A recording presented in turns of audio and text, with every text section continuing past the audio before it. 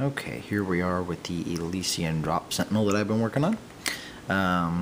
I've got sort of the base colors down for everything, some of the highlights done, a little tiny bit of the weathering, not much weathering on it. I don't think this is going to be too terribly weathered, just some subtle things, little things, probably won't show up on the camera. Just little very light silvered highlights. Something I used to use aluminum powder for back when I worked a lot more on model airplanes and things like that. Like World War II airplanes, I would use aluminum powder. Now, mostly just use paint to do the same effect. You can sort of see it there a little bit on the yellow. There's just a hint of silvering there, just that where it would wear through just a touch. It still looks like it's painted yellow, but there where the paint looks like it's getting thin. And kind of there on that corner too, just a little bit. Eventually I'll go back through and pick out all the rivets and do all that stuff, but that's a couple stages away. I still have to do a little bit more work on the silver, on the pistons and everything. Those will get brightened up a lot, and then with some oil looking, actually I may just use oil washes to do it, to make them look kind of nice and slick and oily. And then the front of the multi-melter there needs probably another round of silver, and then some heat discoloration on the front of that. We'll probably do the same discoloration on the tip of the little muffler thing here.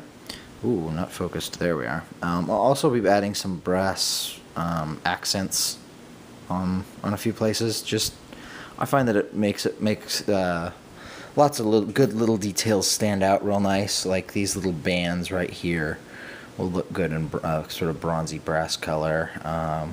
The aquila here, focus, there we go, will get done in a nice gold, and these hinges I'll probably go ahead and do part of them in maybe just the rivets in a sort of brassy color, just to add a little bit of variation in there. And then, I don't know if we can see it, but there's lots of cool little buttons and details and a nice little screen there to paint stuff on for the cockpit, so that'll look nice and detailed.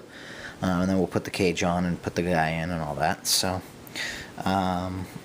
quick tour of the colors. We've got that same brown color. The sort of mid-tone on this is Deathclaw Brown.